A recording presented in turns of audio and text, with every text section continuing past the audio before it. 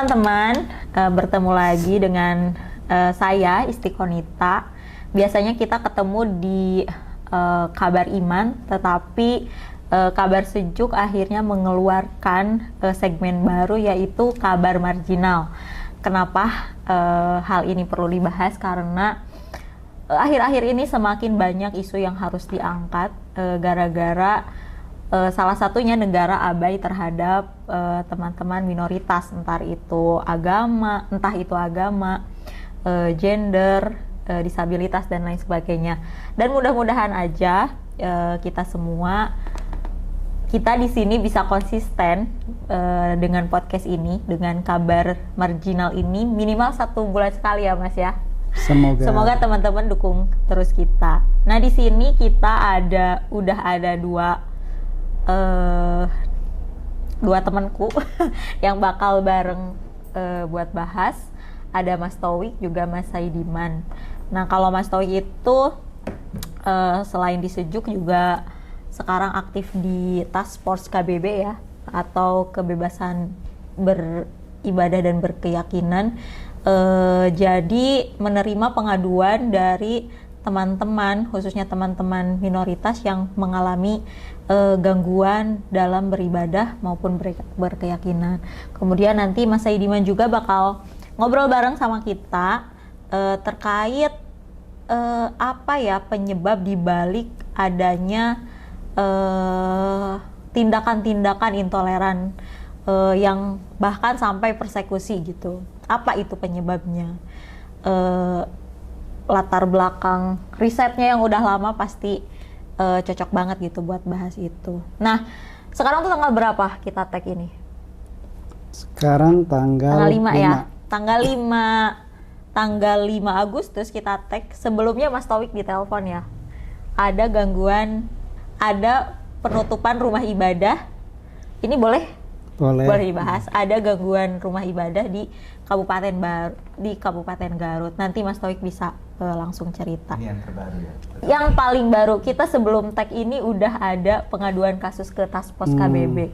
Jadi ada rumah doa yang ditutup, yang dilarang digunakan untuk beribadah.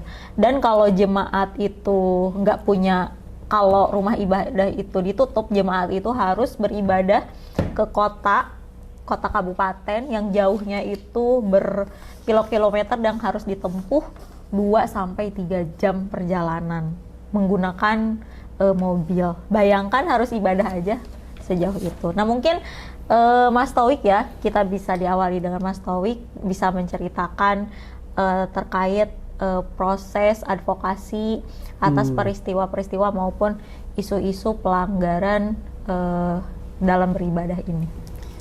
Terima kasih Isti, terima kasih juga Saidiman.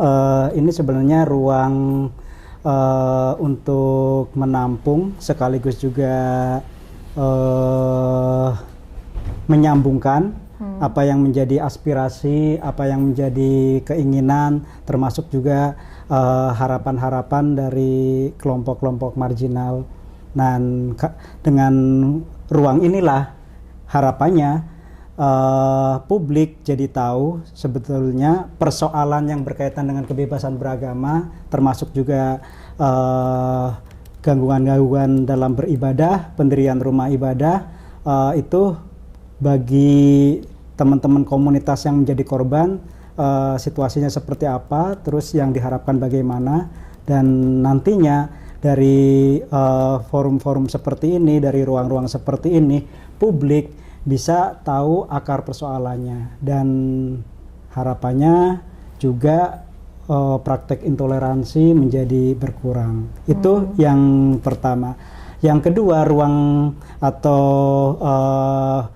pembahasan dalam program Kabar Marginal ini juga mengingatkan negara, mengingatkan pemerintah, karena forum ini adalah suara dari teman-teman korban, teman-teman penyintas yang seharusnya negara tidak seperti yang disampaikan Isti tadi, tidak abai, tapi juga menjalankan tanggung jawabnya untuk menjamin semua warganya bisa beribadah, bisa mendirikan rumah ibadah dan berekspresi sesuai dengan keyakinannya masing-masing. Pemerintah harusnya sampai ke sana. Begitu. Kalau pengamatan Mas Saidiman gitu ya, entah itu dari media atau mungkin melakukan apa ya, katakanlah survei secara langsung, itu apa gitu penyebab orang-orang bisa apa ya seberani itu gitu untuk mencegah orang lain beribadah gitu, kok bisa gitu loh? Ya. Yang pertama adalah saya kira yang perlu dilihat masyarakat kita.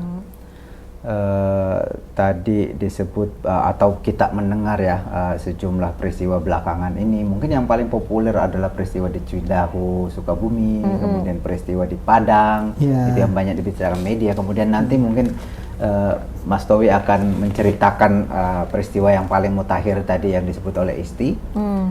Itu kita lihat ada kesamaan sebenarnya di sana, ada pelibatan agama di situ. Narasinya adalah agama. Kita dengar misalnya dari Wali Kota Padang bahwa ini bukan soal SARA, ini miskomunikasi. Di Cidahu, di Sukabumi juga begitu. Ini adalah miskomunikasi, ini persoalan mereka tidak tahu aja yang sebenarnya. Kalau kita lihat sebenarnya kita tidak bisa pungkiri itu persoalan agama. Dan kalau itu persoalan agama menjadi lebih ironis karena masyarakat kita adalah masyarakat yang sangat agamis. Survei Pew Research Center misalnya itu kan berkali-kali kita lihat dalam berbagai macam cara pengukuran itu menyebut Indonesia adalah salah satu negara atau bahkan negara yang paling religius. Ada salah satu surveinya itu menyebut Indonesia adalah negara yang masyarakatnya itu menganggap yang paling banyak menganggap Tuhan atau agama itu sangat penting dalam kehidupan gitu. Itu Indonesia nomor 1 gitu. Nomor satu. Itu tahun berapa Pew Research itu? Pew saya harus lihat datanya ya, tetapi itu kita bisa lihat ya hampir tiap tahun ada data-data semacam itu. Kemarin misalnya juga beberapa hari inilah di Twitter atau di Instagram itu juga heboh tuh. Ada meme atau gambar ya yang menunjukkan bahwa Indonesia adalah negara yang paling sering berdoa, masyarakatnya paling sering berdoa. Jadi kalau agama ini menjadi sumber intoleransi, menjadi alasan orang-orang untuk mempersekusi orang lain, ini berbahaya karena masyarakat kita sangat religius. Kalau survei di SMRC misalnya kami menemukan bahwa ada macam-macam ya cara mengukur intoleransi. Salah satu pertanyaan yang sering sekali kita gunakan atau sering sekali digunakan oleh Profesor Saiful Mujani ya untuk penelitian-penelitiannya adalah pertanyaan soal seberapa keberatan atau apakah Anda keberatan atau tidak keberatan. Ini pertanyaan kepada khusus masyarakat Muslim. Kalau ada non-Muslim yang mengadakan acara keagamaan di sekitar tempat tinggal Anda. Pertanyaannya macam-macam, tapi ini salah satu pertanyaan yang populer. Data survei awal November 2023, akhir Oktober sampai awal November 2023 menunjukkan ada 21,2% warga yang merasa keberatan kalau ada yang mengadakan kegiatan keagamaan di sekitar tempat tinggalnya gitu. Dan menurut saya angka 21,2% ini tinggi gitu ya. Nah, yang menarik dari data itu ternyata kalau kita pakai cross tabulasi melihat dari proporsi orang-orang yang taat beragama, orang yang menganggap agama itu sangat penting, frekuensi sholat 5 waktunya lebih sering, frekuensi puasa Ramadannya lebih sering, lebih rajin, yang melakukan sholat sunnah lebih rajin. Kita melihat ada konsistensi di situ, di mana orang yang paling tinggi derajat keagamaannya paling keberatan. Semakin taat, semakin taat. Misalnya kita ada pertanyaan, seberapa taat Anda terhadap perintah agama yang dianut? Nah, orang yang menyatakan sangat atau cukup taat itu 87%, 22%-nya keberatan kalau ada umat agama lain melaksanakan ibadah di sekitar tempat tinggalnya. Yang tidak taat atau kurang taat hanya 17%. Jadi ada demikian pula kalau kita tanya seberapa sering Anda mempertimbangkan agama dalam mengambil keputusan yang penting bagi hidup. Yang menyatakan selalu atau sangat sering itu 86%. Nah, dari 86% ini 22%-nya menyatakan keberatan kalau orang. Sementara yang menyatakan jarang atau tidak pernah hanya 18% yang keberatan orang lain ibadah di sekitar dengan tempat tinggalnya. Jadi kita lihat di situ seperti ada hubungannya. Semakin taat, semakin intoleran. Nah, saya kira itu persoalan kita. Oke. Atau bisa juga kalau dilihat tren yang belakangan ya mungkin 10 tahun atau bahkan 20 tahun kalau lihat wilayahnya bisa kelihatan nggak 20% dari yang menolak atau tidak toleran terhadap agama lain, umat agama yang beribadah di sekitar mereka. Kalau usia dipertimbangkan nggak, Mas? Usia juga kita lihat ya, tapi yang pertama adalah soal wilayah. Kita melihat ada fenomena di mana wilayah-wilayah seperti Jawa Barat dan Sumatera Barat, kebetulan atau tidak memang itu polanya ya. Sukabumi kemarin, Cidahu, Jawa Barat. Dua kasus terakhir itu memang terletak di wilayah itu, dan secara etnis juga etnis yang Sunda, etnis Minang, itu agak lebih keberatan ya terhadap umat agama lain melaksanakan ibadah sekitar.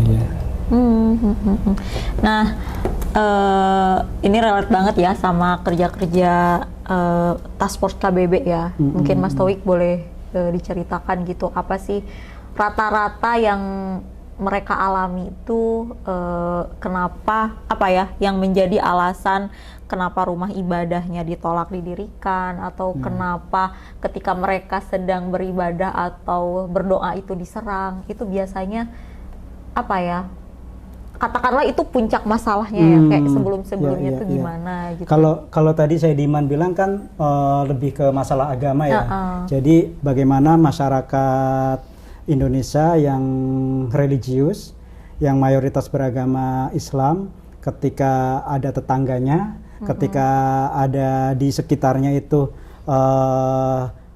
mempraktekkan agama yang berbeda atau mendirikan rumah ibadah yang berbeda, maka mereka keberatan. Nah, hal yang lain sebenarnya bisa dilihat, jangan-jangan bukan hanya faktor kecenderungan intoleransi masyarakat Indonesia yang religius itu, tapi juga ada kontribusi dari negara, kontribusi dari pemerintah, yaitu bagaimana kebijakan-kebijakan dan aturan-aturan yang mereka buat itu memang restriktif, memang sangat membatasi, memang sangat menyulitkan buat mereka, kelompok-kelompok marginal itu yang agamanya berbeda itu untuk bisa bebas beribadah, bisa bebas untuk mendirikan rumah ibadah, terutama misalnya aturan PBM, peraturan bersama Menteri Agama dan Menteri Dalam Negeri.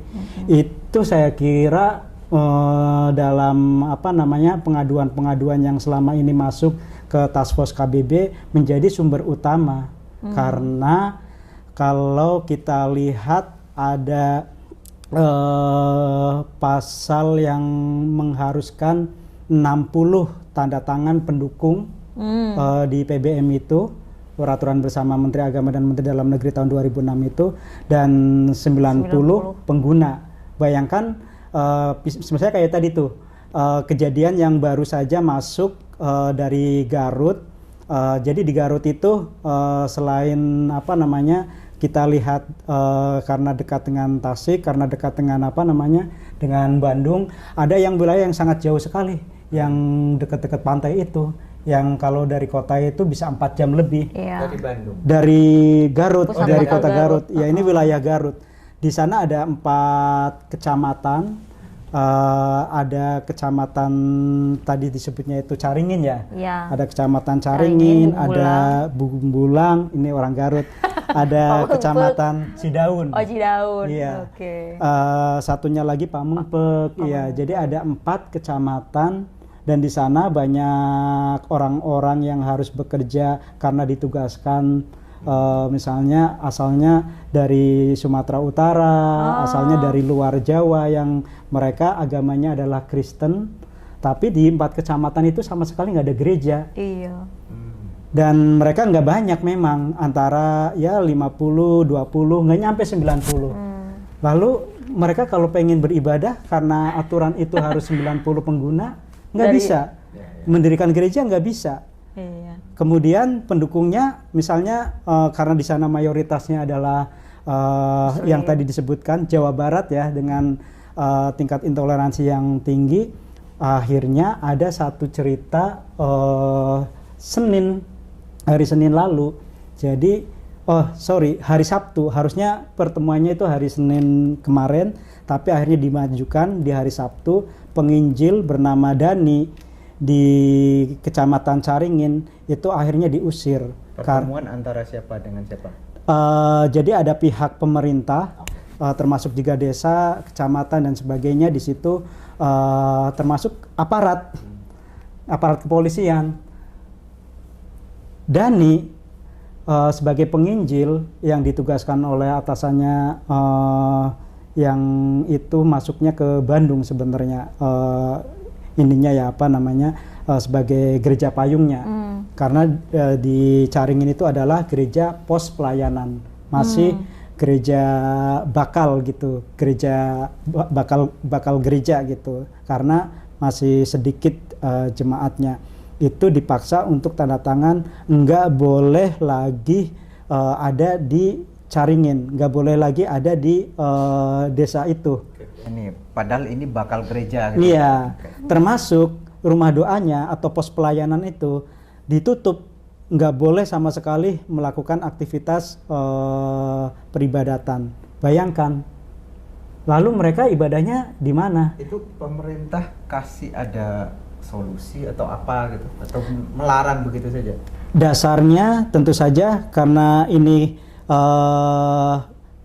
aktornya adalah negara, ya mereka PBM itu. Iya. Tidak sampai 90. Iya, nggak sampai 90 pengguna, tidak kemudian ada nggak ada 60. pendukung 60. Pendukung itu maksudnya warga sekitar Iya. 60 Yang kakak. Yang di luar agama pengguna itu. gereja itu, ya otomatis orang Islam Iya. di sana. 90 aja terpenuhi masih dipersulit, apalagi ini tidak terpenuhi. Iya. Mestinya kan itu kan ada persoalan real. Kok negara oke lah, nggak boleh. Tapi apa solusinya? Iya. Orang yang mau ibadah itu gimana caranya? Apa mau diangkut ke Garut? Nah, Di Garut ada? Ada di kota, tapi masa mau ibadah harus jalan 3 jam. Ah, iya. Oke, kembali ke Mas Saidiman nih, atas penuturan dari Mas Taufik gitu ya. Dan akhir-akhir ini kayak serentak banget gitu loh Mas. Kayak dari sekarang Agustus ya. bergulir ya. Dari yang pertama tuh yang kayaknya yang Sukabumi ya.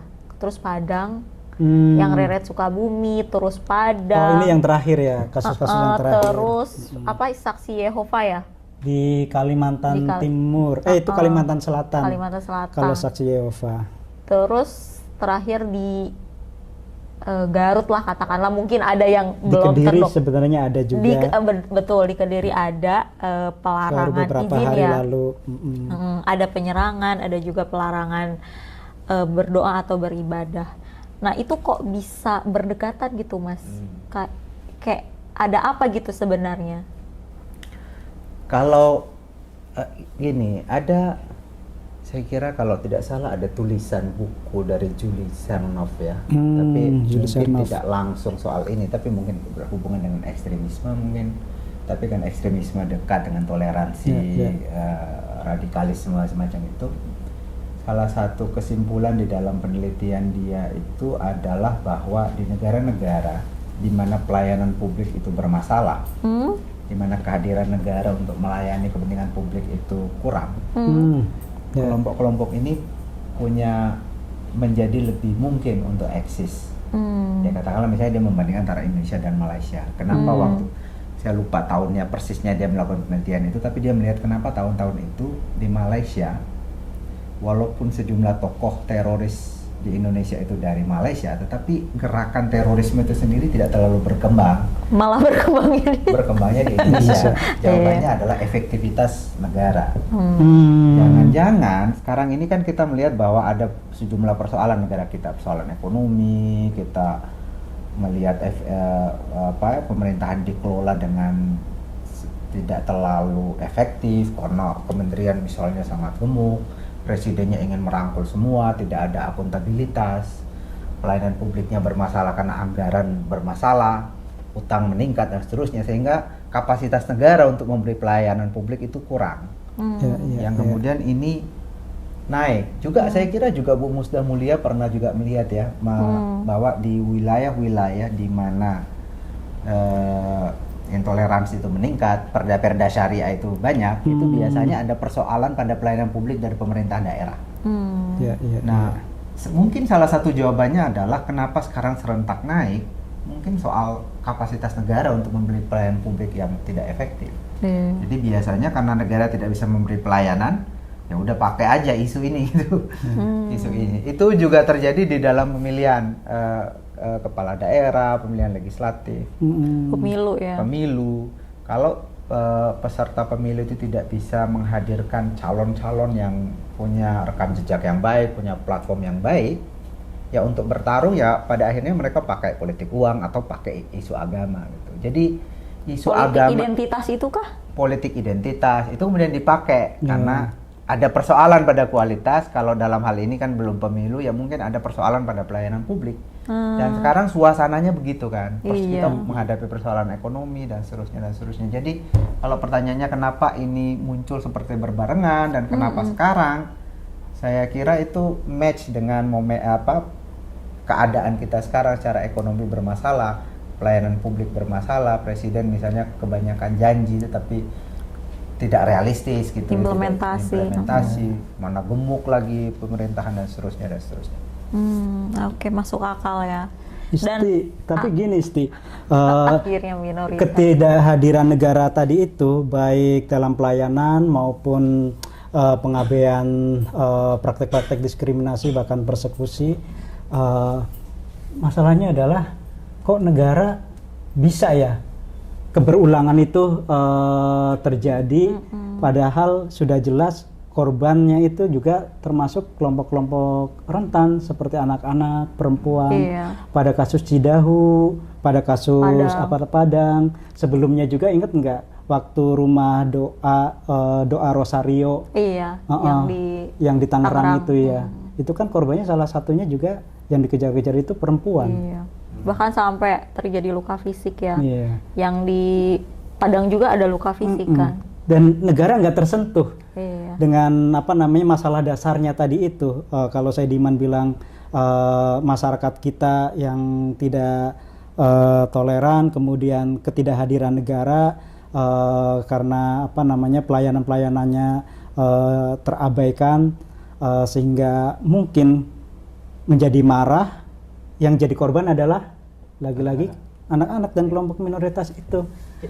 Mungkin yang kalau frasa ketidakhadiran negara ya bisa ketidakhadiran dalam artian pelayanan publik. Tetapi dalam kasus intoleransi negara malah hadir. Negara hadir dengan cara yang tidak baik. Aktif. Jadi pelaku. Sebetulnya bukan mengabaikan tapi menjadi pelaku aktif. Misalnya kalau kita lihat riset dari Setara Institute kan, misalnya 2024 ada 329 kasus peristiwa atau tindakan pelanggaran kebebasan beragama dan berkeyakinan. Itu naik dari 2023 gitu ya. Sebelumnya 217.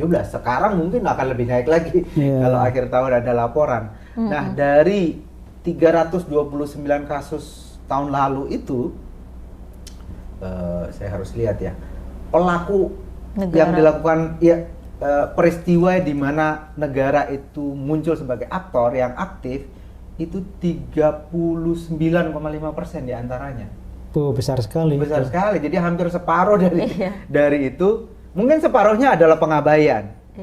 Separuhnya lagi adalah tindakan aktif. Jadi negara bukan hanya tidak hadir, tapi aktif. Jadi kalau tadi dikatakan negara ini bermasalah dalam intoleransi, menurut saya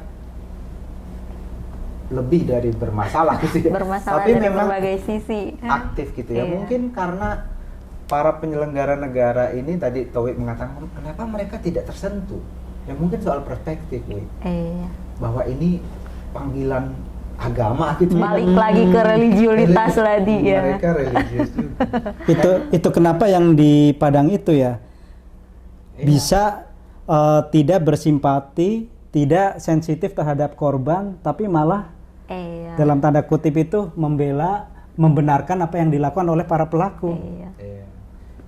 Cara pandang pemerintah, cara pandang Iya. Wagub ya. Iya.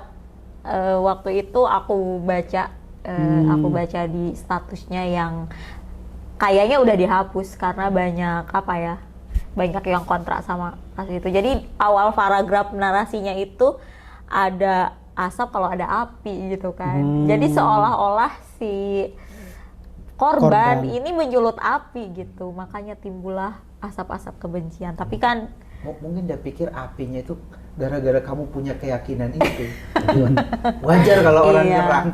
Iya, Ya, aneh terus sekali. berkali-kali tulisannya tuh mengatakan kalau Kota Padang atau Sumatera Barat itu sebagai kota yang toleran dan lain sebagainya. Tapi kan realitasnya nggak gitu ya, silahkan mungkin bisa baca. Realitasnya tadi yang Saidiman Betul. selalu pegang, Iya. semakin kuat beragama.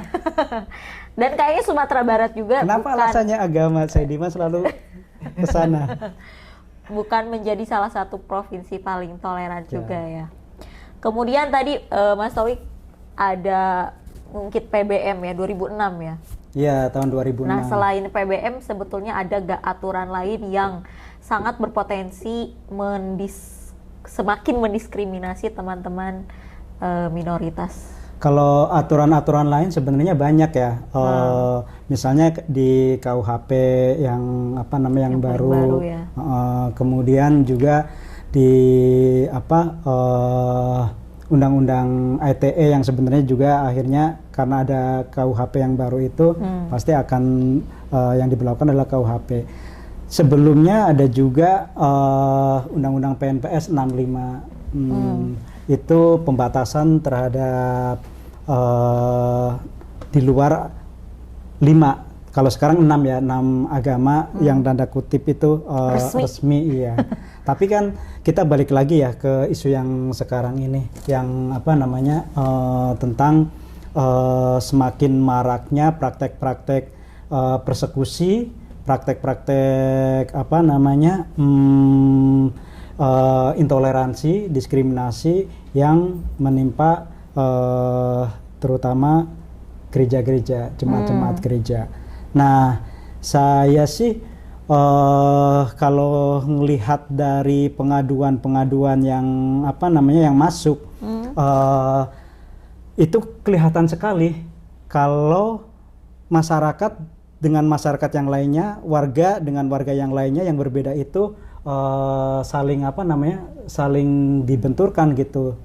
Konflik itu justru muncul karena aturan yang tadi, kalau menurut para pengadu itu, korban-korban itu. Kenapa?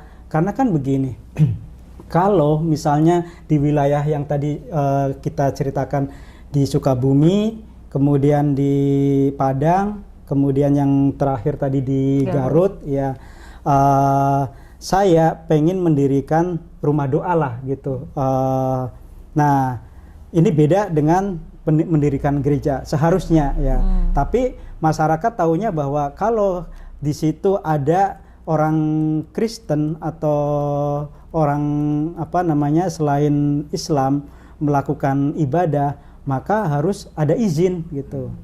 Nah, kalau cara pandangnya seperti itu, kemudian ada orang satu atau dua tokoh agama, atau enggak lah misalnya di tetangga, saya enggak, yang tadi sesuai survei SMRC, saya enggak setuju kalau tetangga saya mendirikan gereja, kalau di tetangga saya beribadah, nyanyi-nyanyi seperti orang Kristen.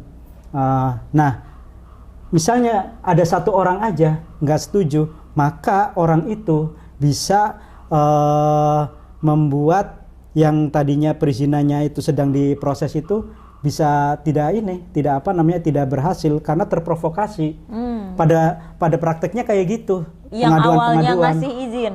Bahkan yang awalnya ngasih izin, kalau ada tokoh agama di sekitar bilang oh kamu ngasih izin dia, berarti kamu setuju dengan kristenisasi, berarti kamu setuju anak kamu, tetangga kamu, dan sekitar kamu itu akan diazab, diancam oleh praktek-praktek pemurtadan. Akhirnya yang tadinya tanda tangan mencabut dukungannya. Nah, itu banyak sekali. Ada provokator. Iya, itu situasi yang dihadapi oleh teman-teman minoritas ketika mereka bahkan belum mendirikan gereja, baru ya bersekutu di rumah yang terbatas hanya 5, hanya 10, itu pun susah sekali. Oke. Mau tanya, apakah si provokator ini selalu tokoh agama? Atau dominannya mereka? Iya, provokator itu bisa datang dari tokoh agama, berarti bagian dari masyarakat, bisa juga itu bagian dari negara, aktor negara. Misalnya mungkin karena mereka yang beragama Kristen itu, pada kasus di Garut itu kan karena di sana jauh dari perkotaan, jadi mayoritasnya adalah umat Islam. Kemudian ada orang yang ditugaskan atau bekerja di wilayah itu, mungkin satu, kemudian ada yang lagi datang mungkin dari Indonesia Timur, mungkin dari Sumatera Utara, atau mungkin dari wilayah-wilayah yang lainnya di Kalimantan yang akhirnya mengharuskan mereka bekerja di sana. Iya. Mereka kan butuh tempat ibadah kan. Nah, karena kemudian ya secara politik mungkin ada aktor-aktor negara yang melihat itu bagian yang bisa dipolitisasi. Sekelas RT, karena RT kan sekarang dipilih kan. Ya. Nah, tahu kan? Di tempat saya dipilih. Dipilih kan ya. Kecuali saya nggak tahu, bahkan di di kota-kota seperti kelurahan, RT-nya pun dipilih. Nah, itu kan mereka punya kepentingan kan. Dengan mereka mengatakan saya sebagai RT nggak setuju kalau ada umat agama selain Islam beribadah di sini, dia secara politis akan dapat dukungan dari warganya gitu. Dimanfaatkan itu ya. Tadi. Ya. Mungkin tidak akan mengatakan saya tidak setuju ada agama lain beribadah di sini, tapi izinnya belum ada. Nah, kemudian karena izinnya belum ada, bukannya dibantu untuk izin, tapi dipersulit. Nah, itu persoalan. Persis. Padahal tanggung jawab negara adalah facilitating religious freedom. Kebebasan beragama itu harus difasilitasi oleh negara, oleh aktor-aktor penyelenggara negara, termasuk juga yang paling bawah ya RT itu, atau mungkin kalau di beberapa wilayah bahkan sekelas Mudin itu juga harusnya ikut memfasilitasi karena mereka mendapatkan gaji dari pajak dari negara warga. Ya. Itu sebenarnya kalau kita lanjutkan PBM itu, saya tidak tahu ya, mungkin Towi atau Isti tahu latar belakang keluarnya itu motivasinya apa. Biasanya kan selalu dikeluarkan itu motivasinya baik untuk mengatur, untuk ketertiban dan seterusnya, tetapi dalam praktiknya itu di dalam masyarakat yang sangat intoleran seperti Indonesia ini, dan sebetulnya bukan cuma Indonesia, tapi ada penelitian dari Mas Ahmad Suaidi gitu ya, intoleransi semacam ini juga terjadi di seluruh ASEAN. Jadi di satu, kalau kita mungkin di sini Muslim mayoritas, di tempat lain Muslimnya ya minoritas juga, cenderung begitu. Nah, kalau itu diterus-teruskan itu kan bermasalah sekali, karena mungkin di satu tempat Muslimnya mayoritas, di tempat lain dia Muslimnya minoritas. Persis. Dan itu terjadi ya? Kalau bisa saja terjadi, tapi sejauh ini saya kira terjadi. Banyak terjadi. Udah terjadi juga. Karena mungkin lihat di tempat lain di mana mereka minoritas diperlakukan demikian, nah kita juga memperlakukan itu. Pada akhirnya semua orang tidak bisa beribadah gitu. Padahal menurut saya ini Isti, saya itu dulu di pesantren belajar agama serius, sampai kuliah juga belajar agama. Jadi hampir seluruh hidup saya itu soal agama. Dan dulu itu imajinasi soal agama itu, imajinasi saya, mungkin kamu juga kan dari pesantren, Towe juga dari pesantren gitu. Mas Engki pesantren bukan? Enggak. Imajinasi saya soal agama itu adalah soal harmoni. Islam itu kan artinya damai, toleran gitu. Tapi kok justru agama ini kenapa ya orang, apa kepentingannya kamu merasa risau kalau orang lain beribadah gitu? Kenapa gitu? Doktrin itu ya. Dari mana itu sumbernya? Karena kalau kita belajar agama, di agama itu pemuka agama selalu bicara soal toleransi, soal damai. Kenapa praktiknya di lapangan itu tidak terjadi ya? Iya. Agama lagi nih Isti. Iya. Itu Trauma beragama itu hasilnya begini. itu membuat saya apa yang salah gitu. Iya, iya. Benar-benar. Ini ya, terkait aturan 60-90 itu yang harusnya hak orang beribadah itu diatur oleh negara, ini malah diserahkan kepada publik gitu ya. Keluarga lainnya. Keluarga, yang akhirnya ya kuat-kuatan siapa gitu, yang pasti nggak adil gitu loh. Mungkin maksud awalnya baik ya, biar warga berpartisipasi terlibat gitu, toleran. Tapi masyarakatnya tidak toleran. Itu yang masalah. Ya. Itu tadi ya, satu hal, karena kesimpulannya adalah PBM ini sumber konflik sebenarnya. Tapi ada lagi cerita-cerita atau pengaduan-pengaduan dari teman-teman yang sekarang mulai berjuang menjadi penyintas itu. Mereka juga meskipun karena faktor keamanan, faktor mereka juga biar izinnya tetap jalan, mereka nggak eksplisit atau nggak mau mempublikasikan masalah ini. Apa coba? PBM itu penyebab dari orang-orang Kristen atau orang-orang agama minoritas itu diperas, dipalak. Iya. Oh iya. Kalau mau dapat izin, mau dapat berapa? Harga satu tanda tangan. Benar. Misalnya tadi ya, saya di Garut, pengen rumah doa atau rumah saya itu bisa menjadi tempat untuk bersekutu, berdoa, maka bukan hanya datang ke RT kan, tapi datang ke yang lebih tinggi lagi gitu. Nah, ya ada yang dengan sukarela mengizinkan, tapi banyak yang harus bawa amplop gitu. Nah, PBM yang 60-90 itu kan bertingkat-tingkat. Ada yang ceritanya itu sampai keluar 1M, pokoknya lebih dari miliaran itu, sampai nggak dapat izin.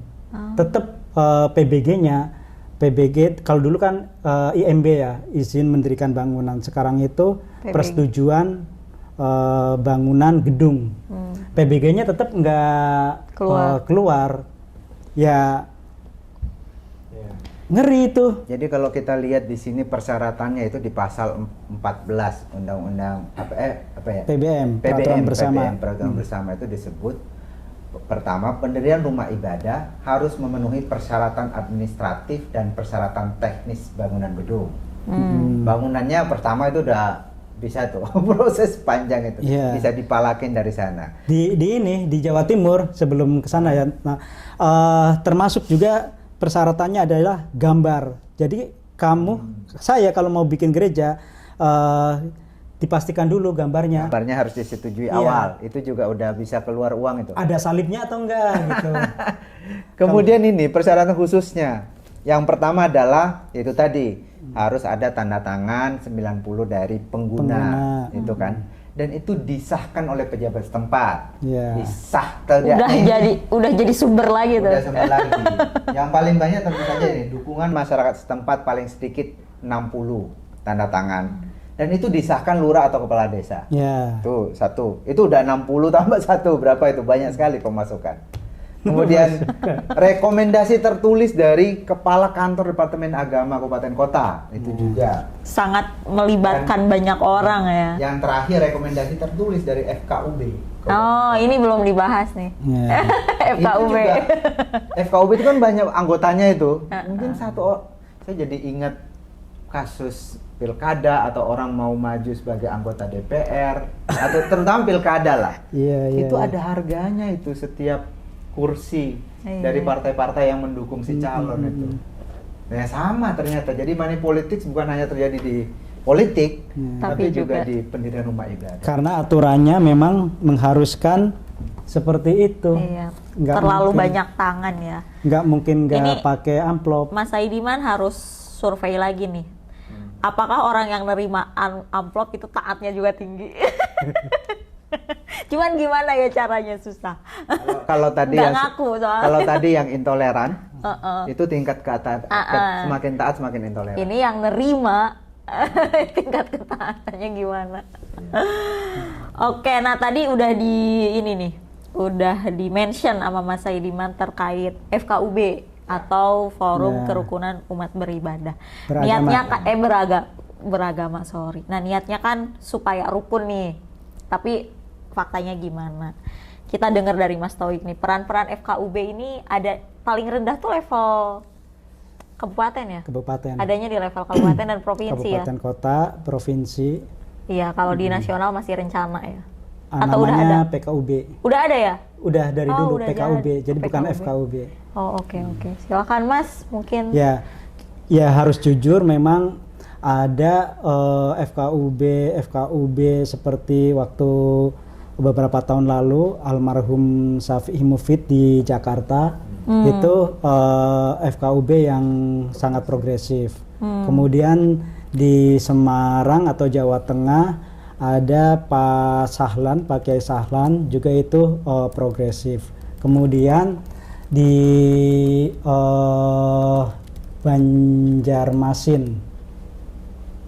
Banjarmasin ya, itu di Kalimantan Selatan, ada namanya Nurhalis, itu juga sangat progresif.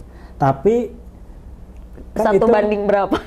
bukan forumnya, tapi inisiatif tokohnya gitu. Kalau nggak ada yang inisiatif orang kayak Pak Sahlan, Pak Kiai Sahlan atau Nurhalis atau almarhum Syafi'i Mufid, ya kebanyakan FKUB akhirnya ya menjadi perkumpulan-perkumpulan tokoh-tokoh agama yang banyak kemungkinannya. Kalau mereka tidak toleran, mereka juga memanfaatkan forum itu untuk ya tadi itu nggak mungkin kan yang Bisnis tadi tanda tangan. Dan mereka itu yang masuk jadi anggota FKUB adalah representasi dari kelompok mayoritas di agama-agama tertentu kan? ya Ada minoritas misalnya tapi- gini, kalau di mayoritas masyarakatnya Islam seperti di Sumatera Barat atau Sumatera secara keseluruhan atau di Jawa Barat, maka perwakilan dari Islam itu nggak hanya satu, bukan hanya dari Persis, bukan hanya dari NU, tapi dari yang lain-lainnya. Termasuk kalau di situ ada FPI dulu ya, ya mereka bisa masuk. Terus mungkin perwakilan dari yang Islam yang lainnya lah gitu yang. Nah kemudian yang dari Kristen paling hanya satu. Terus yang dari Katolik satu. Nah kalau mau bikin tempat ibadah atau gereja, kemudian duduk bareng gitu, Voting. selesailah. Susah sekali rekomendasi itu datang. Belum lagi di dalam Islam, kalaupun diwakili oleh Muhammadiyah, NU, tetap aja NU, Muhammadiyah, Persis itu kelompok-kelompok mayoritas di dalam Islam itu. Iya. Yang minoritas di dalam Islamnya bagaimana gitu ya? Iya. Ahmadiyah. Penghayat, kepercayaan. Macam-macam gitu. Jadi ini diskriminasinya kita tidak hanya bicara soal agama satu mendiskriminasi agama lain, tapi di dalam internal agama juga, karena FKUB itu diwakili oleh mayoritas pada dasarnya kan. Mayoritas Itu kenapa dari mayoritas. ada fakta Masjid Muhammadiyah di beberapa tempat itu Nggak dikasih izin. nggak dikasih izin atau sulit untuk bisa melakukan aktivitas. Bahkan ada yang diserang seperti yang di Biren, di Aceh. Susah Masjid Muhammadiyah di sana. padahal sama-sama Islamnya. Kalau secara keseluruhan di Indonesia, Muhammadiyah itu kurang mayoritas apa gitu ya Mas? Iya. Tapi kan di beberapa tempat enggak gitu. Di Kalimantan Selatan juga saya dengar, pernah juga bahkan di Jawa Ada ada. Di Bogor bukan sih? Ahmadiyah Bukan, gitu. kalau itu bukan. Kalau yang di Bogor itu yang Ahmad bin Hambal itu iya, apa? Ahmad bin Hambal itu kayak beda dengan Muhammadiyah. Oh, Di beda. banyak tempat kalau di internal Islam itu mungkin ya ada kasus ke tadi Masjid Muhammadiyah, tetapi misalnya forum-forum pengajian tertentu yang karena berbeda aliran itu Iya, masuk ke situ itu kemudian banyak. dibubarkan. Itu menimpa misalnya forum-forum Habib Rizik misalnya di beberapa tempat. Iya. Mungkin ya kita bisa berbeda pendapat dengan Rizik gitu ya, dengan Habib Rizik, tapi kan dia punya hak untuk Punya hak juga. untuk punya forum pengajian dan seterusnya. Di sana pertanyaannya tadi itu, lalu FKUB kerjanya apa gitu kan? Merukunkan. Apakah harus ada dan diperbaiki atau sebetulnya nggak perlu ada gitu? Maksudnya nggak perlu ada punya kewenangan terkait izin pembangunan rumah ibadah ini. Karena itu kan tanggung jawab negara kan. Sedangkan FKUB? Agama itu FKUB itu jadi agama itu kan sebenarnya kalau mau aturannya di Indonesia itu urusannya pemerintah pusat sebenarnya. Kan pemerintah pusat itu punya beberapa kayak Tentara, agama salah satunya urusan pusat. Fiskal juga atau apa ya, yang kayak gitu-gitu ya, termasuk juga agama itu harusnya pemerintah, lagi-lagi pemerintah, termasuk pendirian rumah ibadah itu juga harusnya pemerintah. Nah FKUB itu membingungkan, mereka datang dari masyarakat sipil, dari organisasi-organisasi keagamaan. Yang bukan dari negara gitu, dari sipil, tapi mereka dapat gaji dari negara. Nah, masalahnya ketika mereka difasilitasi oleh pajak masyarakat itu, lalu mereka berdiri tidak imparsial gitu.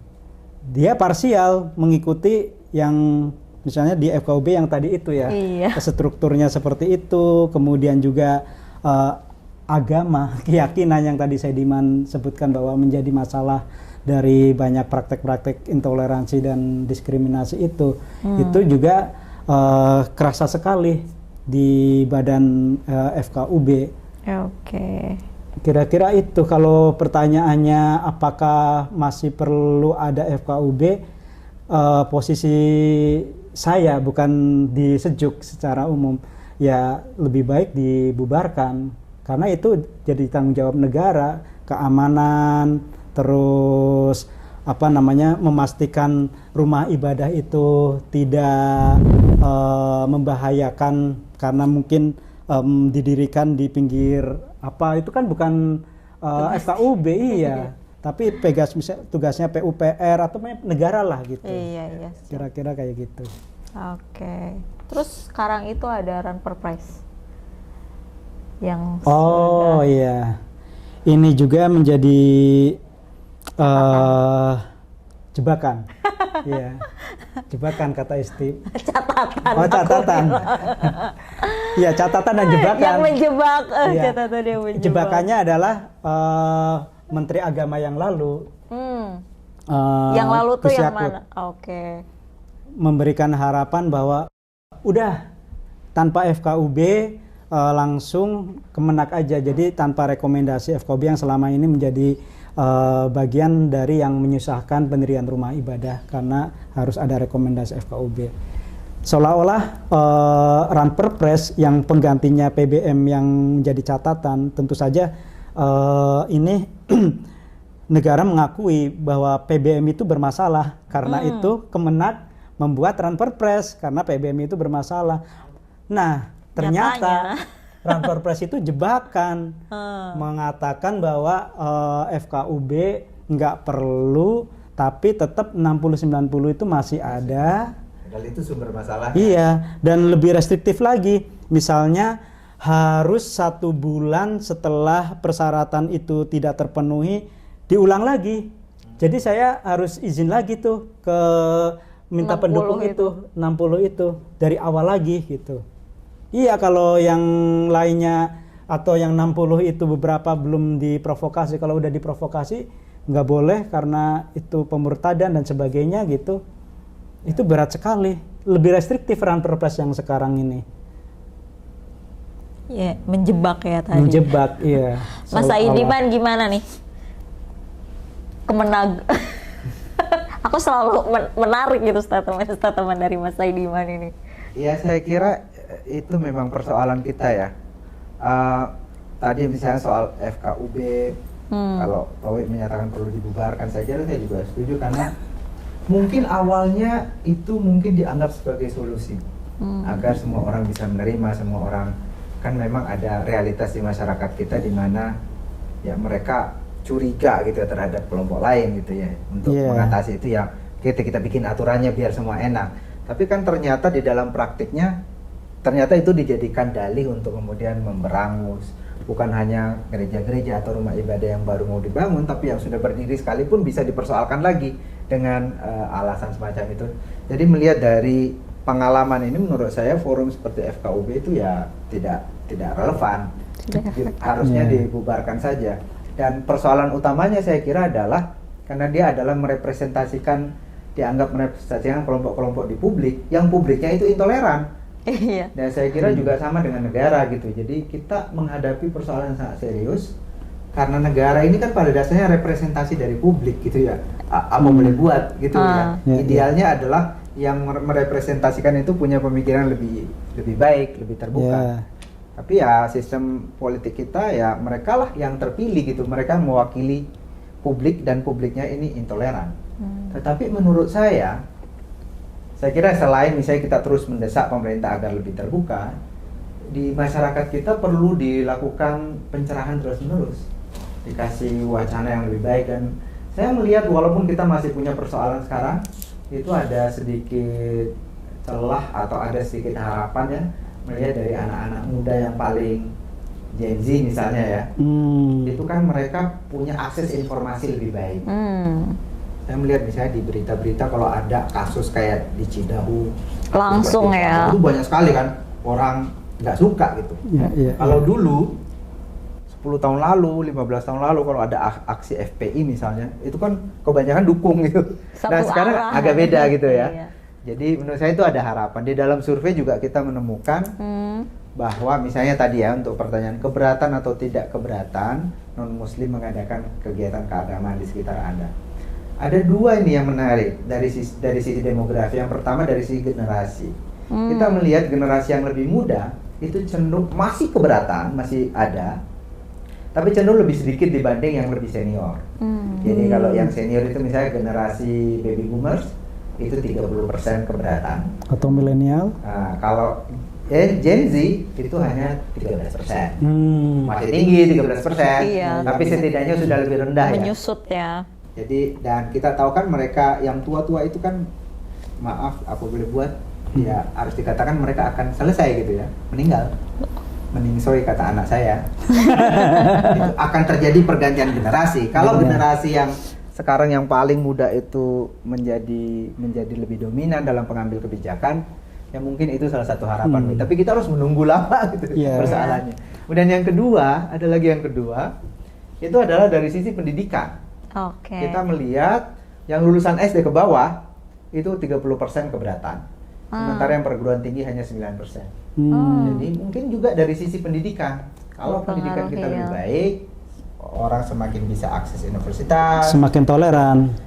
Harapannya semakin toleran. Logisnya kan begitu kan, karena mereka punya pemikiran lebih terbuka. Mendapat informasi yang lebih baik. Jadi ketemu orang lebih beragam. Jadi menurut saya kalau disebut apakah ada harapannya itu, tapi harapan yang agak masih lama nih. Yang sekarang kita hadapi ini yang harus PR-nya ini. Forum-forum seperti ini harus diperbanyak karena menjadi asupan buat Gen Z itu ya. Tapi hal yang lainnya juga ini sebagai bentuk mengedukasi ya ke publik berkaitan dengan hak-hak setiap warga untuk bisa beribadah, untuk bisa beragama dan menjalankan keyakinan agamanya dengan aman, dengan nyaman, dan tidak dengan tindakan-tindakan diskriminasi, intoleransi, bahkan persekusi. Kita harus menyebut karena tadi itu masalah utamanya adalah PBM, masalah utamanya adalah peraturan bersama Menteri Agama dan Menteri Dalam Negeri, dan nanti akan digantikan dengan Perpres yang itu jadi isinya sama aja bahkan lebih memberatkan. Maka yang perlu menjadi penekanan adalah aturan-aturan itu, regulasi itu kan regulasi yang di bawah hukum tertinggi yaitu konstitusi. Dan ketika aturan itu ternyata berbeda dengan konstitusi, yang di konstitusi itu dijamin hak-hak tadi ya, untuk beribadah, untuk beragama, menjalankan keyakinan agamanya, itu kan di 28 pasal Undang-Undang 45 pasal 28E ayat 1. Undang-undang yang dilanggar itu ya. Dan pasal 29 ayat 2 bahwa setiap orang itu bebas untuk beragama dan menjalankan sesuai keyakinannya gitu. Nah, PBM tadi itu ternyata enggak, dibatasi, dipersulit, tidak bebas gitu. Ini kan harusnya gugur demi hukum. Nah, ini yang mestinya penyelenggara negara itu paham, terutama di tingkat kabupaten atau kota seperti wali kota, bupati, itu mengacunya tidak cukup dengan PBM tapi konstitusi. Itu yang bisa kita sampaikan ke publik. Terus yang kedua juga karena pemerintah Indonesia sudah meratifikasi kovenan PBB seperti International Covenant of Civil and Religious Freedom, SCPR. Politik and right. Ya, hak-hak sipil. Covenant nanti mungkin bisa bisa dicek ICCPR di pasal 18 ayat 1 itu. Jadi itu Covenant hak-hak sipil dan politik. Hak sipil dan politik persisnya. Pasal 18 ayat 1 itu juga yang sudah diratifikasi negara ini, pemerintah ini menjamin setiap orang untuk berekspresi, untuk meyakini dan sebagainya yang berkaitan dengan agama dan hak sipil yang lainnya. Itu yang mungkin menjadi pesan utama agar masyarakat bisa mengkritisi kebijakan-kebijakan atau aturan-aturan negara yang bertentangan dengan prinsip dasar tadi. Sip. Ini udah cukup banyak yang digali. Ada lagi nggak yang mau disampaikan sebelum kita ke closing Akan statement? banyak sekali. Tapi kalau disampaikan semuanya nanti kita bakal gali terus ya. Minimal kan sebulan sekali ya. Mungkin kita kalau ada peristiwa lagi yang memang harus kita angkat lagi, kita bakal ngobrol lagi bareng di Kabar Marginal. Tapi Isti harusnya marah Isti ketika perempuan, anak-anak, kelompok yang paling rentan diabaikan oleh negara, atau bahkan tadi negara ikut-ikutan ada di dalamnya untuk ada terjadi persekusi. Kalau teman-teman, maksudnya kita yang hanya melihat videonya aja gitu mengiris gitu ya. Bagaimana gitu orang-orang yang ada di sana, terutama yang di Padang itu ya, anak-anak lagi sekolah, kemudian guru-gurunya tuh beberapa lansia ya, lansia perempuan. Dan ada 2 yang kena pukul. Di leher sama di kakinya. Kok ada orang yang seberingas itu berani memukul anak-anak yang sedang belajar gitu. Kok bisa tega gitu? Maksudnya semakin Mas Saidiman dari tadi ya, semakin orang taat atau dan lain sebagainya, semakin dia enggan untuk melihat orang lain atau beragama lain beribadah. Tapi itu belum masuk gitu ya di logika kita gitu, kok bisa gitu. Saya dulu percaya sebaliknya. Semakin orang taat semakin damai hatinya. Sama. Realitas menunjukkan sebaliknya. Sama. Mungkin saya dulu panutannya katakanlah Gus Dur gitu ya. Ngelihat dia yang maksudnya ya slow gitu, dia religius, tampilannya religius, tetapi dengan agama lain biasa saja. Kirain orang yang sangat soleh itu seperti itu semua gitu loh. Ini udah masuk ke kabar iman ini. Ini segmen tersendiri ini, Segmen tersendiri. karena kalau kita akan bahas itu, wah panjang dan Seperti sebenarnya benar. mengerikan, Gusti. Betul. Karena ini ya kebetulan karena Sejuk sering diundang ketika ada ibadah-ibadah besar, baik yang apa namanya, yang bagian dari agama yang 6 itu ataupun yang enggak, seperti diundang Bahai, seperti diundang Olesi gitu.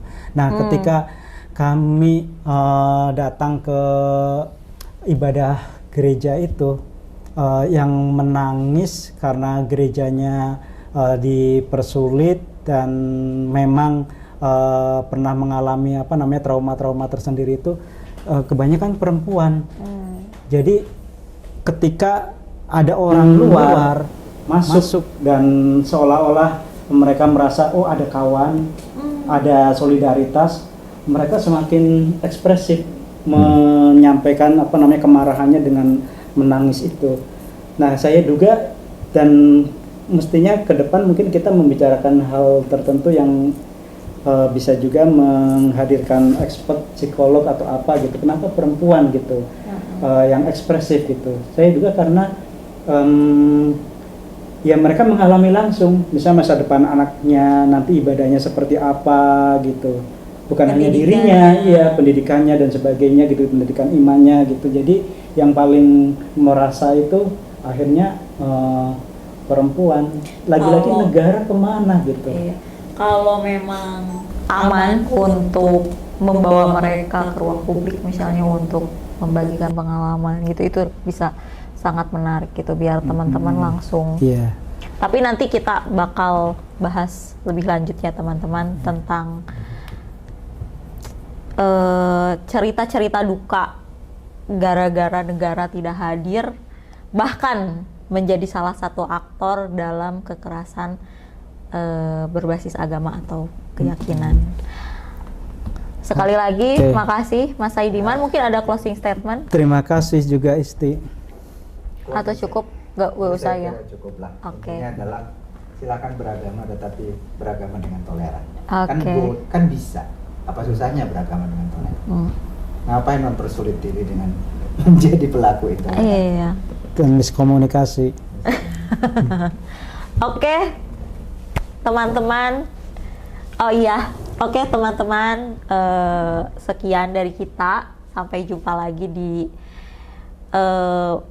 sesi selanjutnya atau segmen selanjutnya. Jangan lupa tonton terus Kabar Iman maupun Kabar Marginal. Terima kasih. Terima kasih.